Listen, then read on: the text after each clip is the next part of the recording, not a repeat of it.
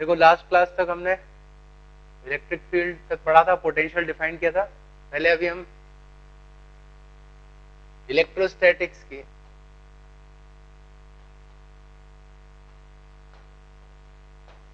DPS number 1 का discussion करेंगे, ठीक है। एक एक करके हम प्रॉब्लम्स को डिस्कस करेंगे, जहां भी डाउट हो पूछना। यस, क्वेश्चन नंबर 1, 2, 3, 4, ठीक है, आसान है ये, फोर्स पर बेस्ड है सारी। 5, 6, 7, 8, 9,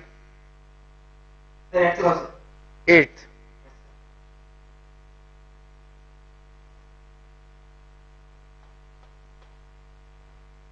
Two charged particles are placed at a distance 1 centimeter apart.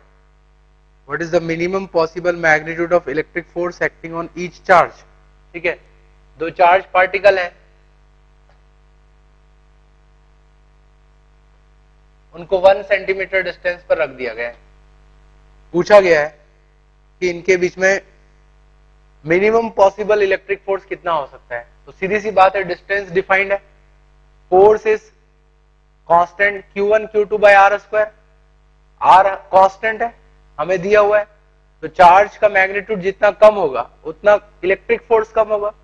और किसी भी पार्टिकल पर मिनिमम चार्ज कितना हो सकता है, याद करो हमने पढ़ा था क्वांटाइजेशन ऑफ चार्ज, राइट।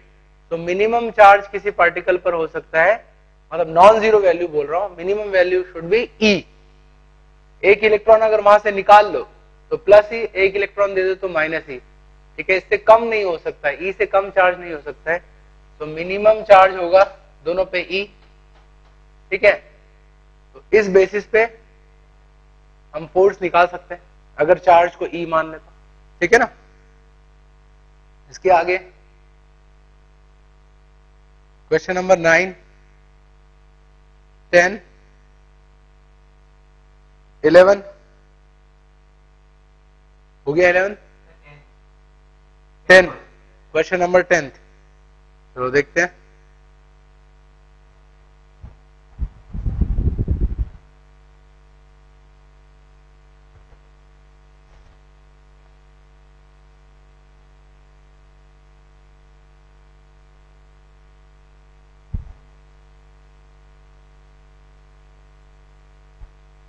देखो क्या क्वेश्चन पूछा गया है, question number 10,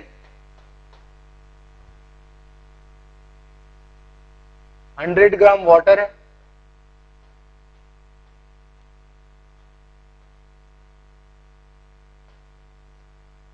suppose all the electrons of 100 gram water are lumped together. 100 gram water में जितने भी इलेक्ट्रॉन्स है सबको लंप कर दे, एक साथ जोड़ दे सबको, ठीक है, तो एक निगेटिवली चार्ज पार्टिकल बन जाएगा। इसी तरह से जितने न्यूक्लियाई हैं उन सभी को लंप करके एक साथ जोड़ दें तो पॉजिटिव चार्ज का पार्टिकल बन जाएगा। इनको 10 सेंटीमीटर डिस्टेंस पर रख दिया जाए, डेफिनेटली एक प्लस Q होगा तो दूसरा minus Q, equal but opposite charge होंगे दोनों पे, राइट।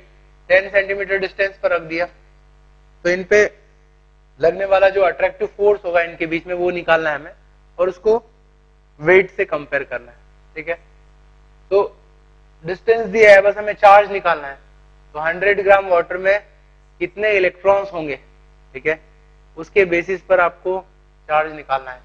100 ग्राम वाटर में कितने H2O मॉलिक्यूल्स होंगे पहले तो ये देखना होगा हमें, राइट। तो H2O, इसका मॉलिक्यूलर वेट क्या होगा H2O का, 18 ग्राम पर मोल, ठीक है ना। 18 ग्राम पर मोल ये उसका मॉलिक्यूलर वेट है, मोलर वेट है, मतलब एक मोल का इतना मास होगा। तो 100 ग्राम वाटर में कितने नंबर ऑफ मॉलिक्यूल्स होंगे, तो 100 ग्राम bye 18 into 6.023 into 10⁻23 H2O molecules. इतने मॉलिक्यूल्स, और हर मॉलिक्यूल के पास कितने इलेक्ट्रॉन है देखो, तो H हाइड्रोजन के पास एक इलेक्ट्रॉन, तो 2 हाइड्रोजन मतलब 2 इलेक्ट्रॉन, प्लस ऑक्सीजन के पास 8 इलेक्ट्रॉन्स, ठीक है। तो हर मॉलिक्यूल के पास 10 इलेक्ट्रॉन्स, तो नंबर ऑफ मॉलिक्यूल में 10 से मल्टीप्लाई कर दो, तो टोटल नंबर ऑफ इलेक्ट्रॉन हो जाएंगे, राइट। और नंबर ऑफ इलेक्ट्रॉन में चार्ज ऑफ इलेक्ट्रॉन से मल्टीप्लाई कर दो तो टोटल चार्ज हो जाएगा। तो चार्ज की वैल्यू आ जाएगी हमारे पास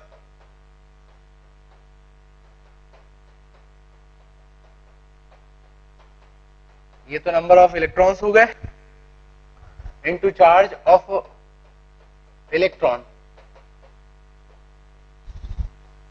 तो ये टोटल चार्ज हो गया सारे इलेक्ट्रॉन्स अगर जोड़ दिया जाए, इतना ही चार्ज पॉजिटिव का भी होगा, ठीक है ना, क्योंकि नॉर्मल एटम या नॉर्मल मॉलिक्यूल जो होता है वो न्यूट्रल होता है, राइट, इलेक्ट्रिकली न्यूट्रल होता है। तो चार्ज निकाल लिया, अब आप फोर्स निकाल सकते हो, ठीक है। यस, क्वेश्चन नंबर 10 के बाद 11, 12, 13, 13।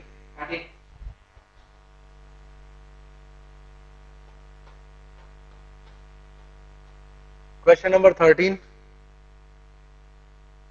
NaCl molecule is bound due to electric force between the sodium and chlorine ion when one electron of sodium is transferred to chlorine. Taking the separation, find the force of attraction between them. ठीक है, देखो क्या दिया है, NaCl molecule के बारे में कुछ फैक्ट्स दिए हैं। NaCl molecule कैसा बनता है, आयोनिक बॉन्ड से बनता है। जो सोडियम है वो अपना एक इलेक्ट्रॉन क्लोरीन एटम को दे देता है, तो क्लोरीन के पास एक निगेटिव चार्ज आ जाएगा -E, और सोडियम के पास आ जाएगा +E, ठीक है। ये इनके चार्ज है, इनके बीच की सेपरेशन हमें दी हुई है।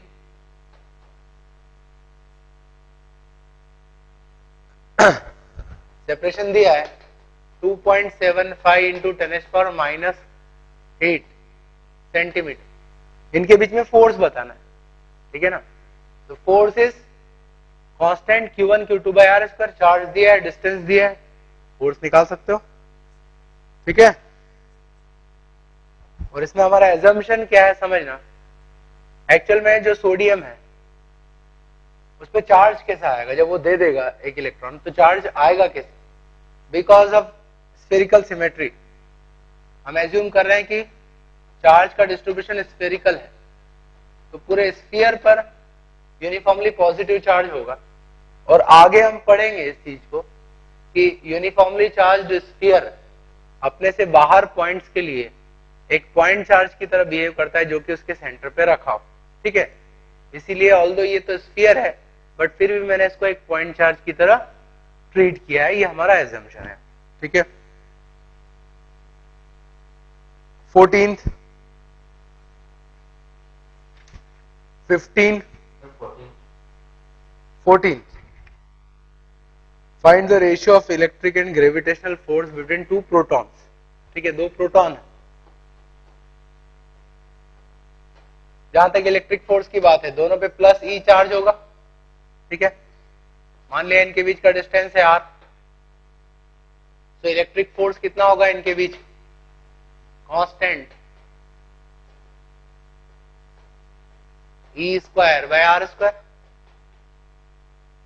और ग्रेविटेशनल फोर्स ऑफ अट्रैक्शन क्या होगा, दोनों का मास इक्वल है, ठीक। तो ग्रेविटेशनल फोर्स ऑफ अट्रैक्शन होगा constant G m1m2/r², right.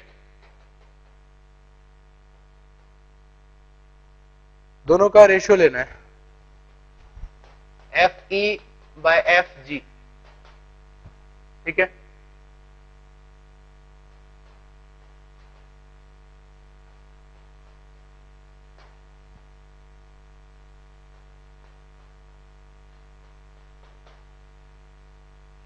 Constants की वैल्यू रखो, E की वैल्यू रखो, मास ऑफ प्रोटॉन कितना होता है 1.67 इंटू 10⁻⁻27 kg,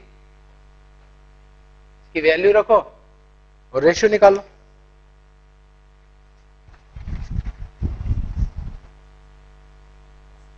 ठीक है,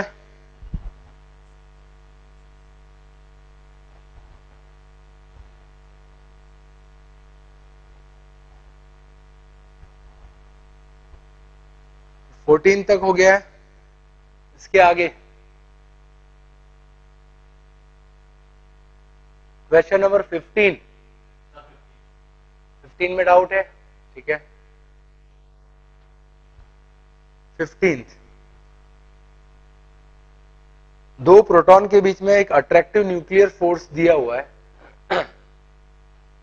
इसका एक्सप्रेशन है C e raised power minus k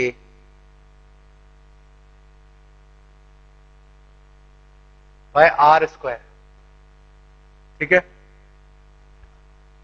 right down the dimensional formula and appropriate SI unit of C and K। ठीक,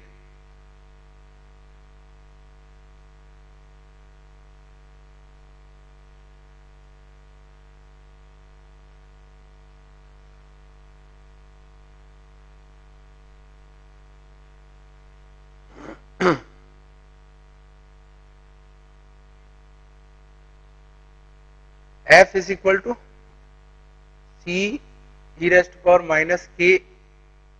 ओके, ये एक्सप्रेशन थोड़ा सा फिर से देख लें। e raised power minus k r upon r square है। ठीक है, जिस तरह से छपा है थोड़ा सा डिफरेंट दिख रहा है। यस, ये एक्सप्रेशन है।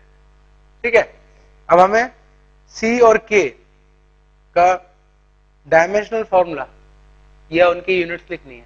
ठीक, अब आप समझो इस चीज को, जो एक्सपोनेंशियल होता है ये फैक्टर, ये हमेशा एक नंबर होता है। ठीक है, मतलब ये डायमेंशनलेस क्वांटिटी है। e की पावर समथिंग, ये तो डायमेंशनलेस हो गया पहली बात। That means C by r square force के इक्विवेलेंट होना चाहिए, राइट?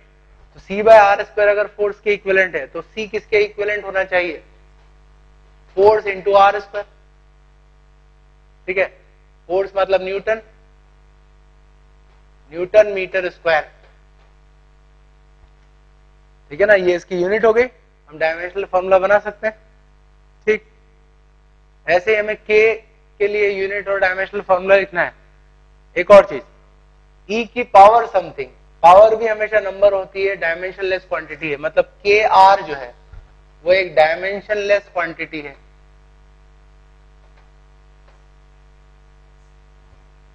KR अगर डायमेंशनलेस है तो समझना R जो है वो डिस्टेंस है। दैट मीन्स K क्या होना चाहिए?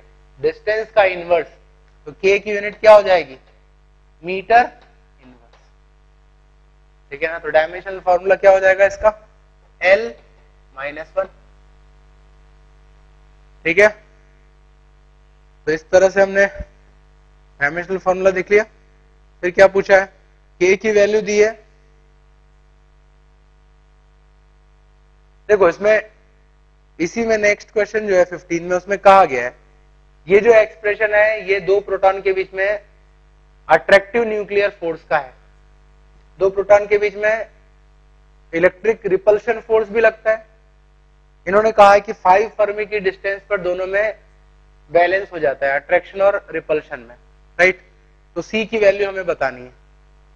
तो अट्रैक्टिव और रिपल्सिव फोर्स दोनों को बैलेंस कर लेंगे।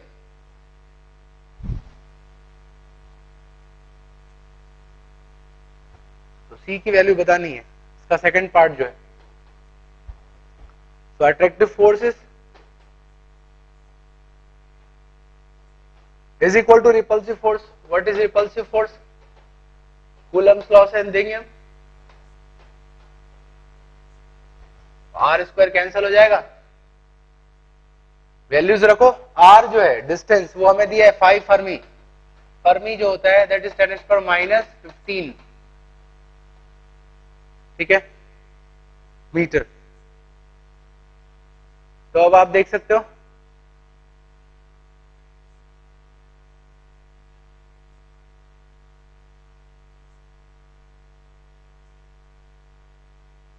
ठीक है ना,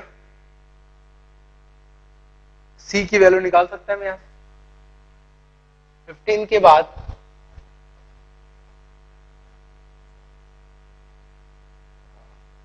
17th,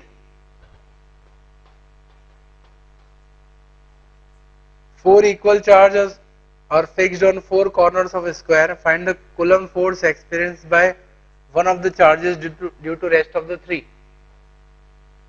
ठीक है, तो बहुत इजी क्वेश्चन है। चार्ज दिया है हर एक पर, मैं उसको क्यू कह रहा हूं।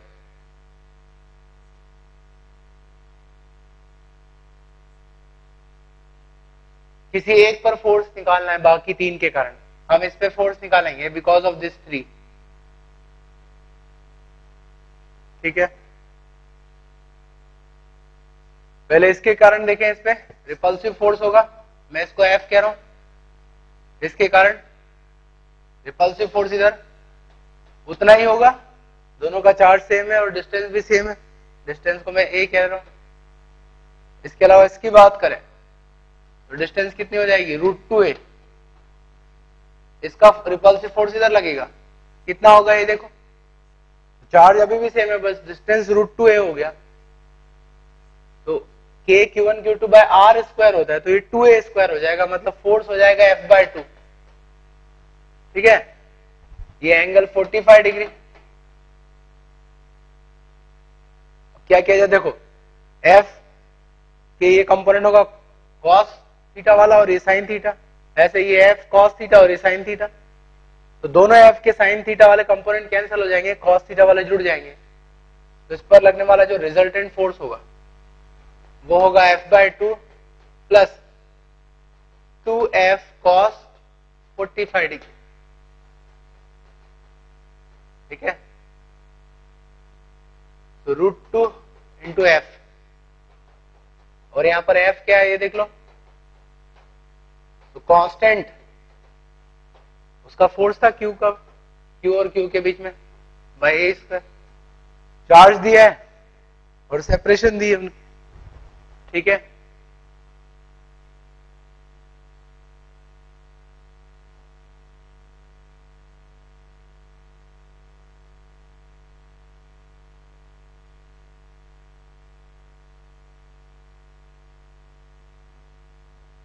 देन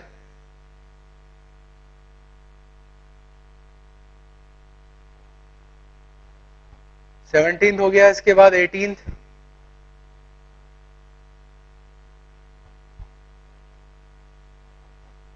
हो गया, 19th, 19th पूछना है। ठीक है, तो 18 से ही रिलेटेड है।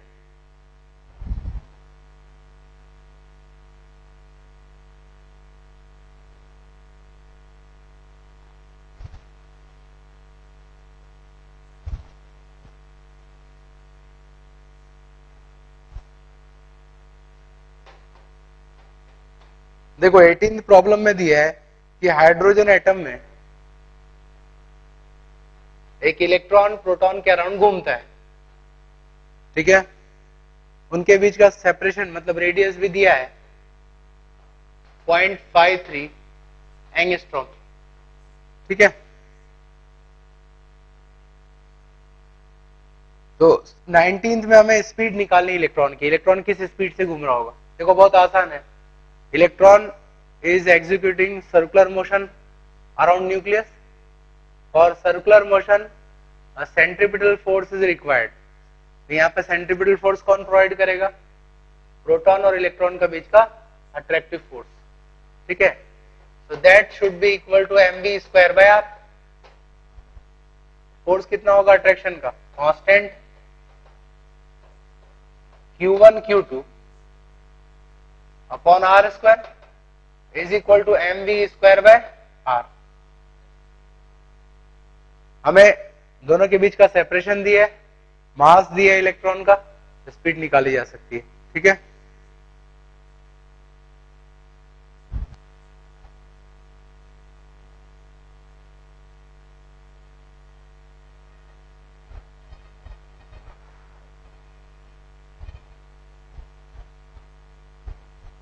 नाइनटीन के बाद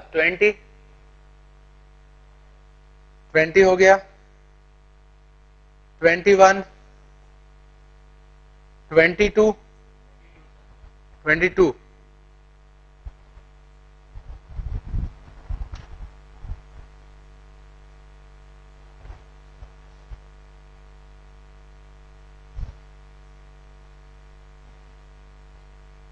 जो भी प्रॉब्लम्स अभी तक हम ले रहे हैं सारे कूलम्स लॉ पर बेस्ड हैं, ठीक है ना। आपको प्रॉपर सिचुएशन देखकर कूलम्स लॉ लगाना है। 22, two identical balls each having charge and mass are suspended from a common point by two insulating string each 50 gram long. The balls are held at a separation of 5 centimeter apart, then released.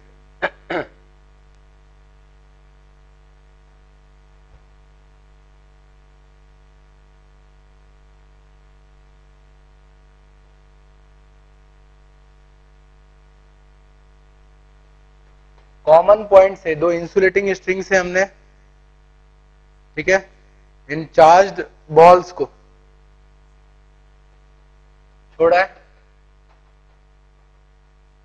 दोनों पे charge same है, वो दिया हुआ है, मास भी दिया है दोनों का, ठीक। इनके बीच की सेपरेशन इनिशियली दी है 5 सेंटीमीटर, ठीक है। Electric force on one of the charge ball, कोई एक बॉल पर इलेक्ट्रिक फोर्स कितना लगेगा वो बताना है, तो हम निकाल सकते हैं। इनके बीच की सेपरेशन दी है, electric force is constant q square by r square, then the component of resultant force on it along and perpendicular to the string, जो फोर्स लगेगा उसके कंपोनेंट लेना है। फोर्स निकाल लिया आपने, मान लो इसकी बात करें तो इस पे फोर्स इधर लगेगा रिपल्शन का, राइट। अब आपको ये डिस्टेंस पता है, लेंथ पता है स्ट्रिंग की, ठीक है, तो ये एंगल निकाल सकते हैं थीटा, ये थीटा होगा, तो ये हो जाएगा 90 माइनस थीटा। तो फोर्स के जो है दो कंपोनेंट होंगे, देखो, एक तो स्ट्रिंग के अलोंग होगा इस तरफ और एक इसके परपेंडिकुलर होगा। ये थीटा है तो ये भी थीटा होगा, तो स्ट्रिंग के परपेंडिकुलर होगा f cos थीटा और स्ट्रिंग के अलोंग होगा f sin, ठीक है। देन टेंशन निकालना है स्ट्रिंग में, ठीक है। देखो स्ट्रिंग की टेंशन क्या होगी उसकी बात करें तो बॉल जो है उस पर एक और फोर्स लग रहा है, इसका वेट, और एक रिपल्शन का जो फोर्स है F, और इस तरफ होगी टेंशन, समझना। ये एंगल थीटा, क्योंकि ये एंगल हाफ एंगल थीटा लिया हमने, राइट। F के दो कंपोनेंट लिए, ये F cos थीटा और इस तरफ है F sin थीटा। ऐसे mg के भी दो कंपोनेंट ले सकते हैं, ठीक है। ये थीटा होगा तो स्ट्रिंग के अलोंग होगा mg cos थीटा और स्ट्रिंग के परपेंडिकुलर इस तरफ होगा mg sin थीटा, ठीक। तो टेंशन निकालना है, थ्रेड के अलोंग फोर्सेस बैलेंस्ड होंगे, तो T should be equal to mg cos theta plus f sin theta. तो थीटा आप निकाल लोगे, लेंथ गिवन है उससे, तो ये टेंशन आ जाएगा। और फिर नेक्स्ट पार्ट में पूछा है इसका एक्सीलरेशन क्या होगा, तो देखो जो स्ट्रिंग है वो इस तरह से है, ये बॉल है, डेफिनेटली इसका एक्सीलरेशन स्ट्रिंग के परपेंडिकुलर डायरेक्शन में ही हो सकता है, स्ट्रिंग के अलोंग नहीं, राइट। तो स्ट्रिंग के परपेंडिकुलर डायरेक्शन में फोर्स लग रहा है इधर F cos थीटा और इधर mg sin थीटा, दोनों की वैल्यू निकाल लो। अगर F cos थीटा ज्यादा है तो इस तरफ एक्सेलरेट करेगा और mg sin थीटा ज्यादा है तो इस तरफ एक्सेलरेट करेगा। मान लेता हूं कि F cos थीटा ज्यादा है, तो उस केस में एक्सेलरेशन क्या होगा, तो net force F cos theta minus mg sin theta is equal to mass into acceleration, ठीक है। तो इस तरह से हम एक्सीलरेशन निकाल सकते हैं 22nd प्रॉब्लम में। ठीक,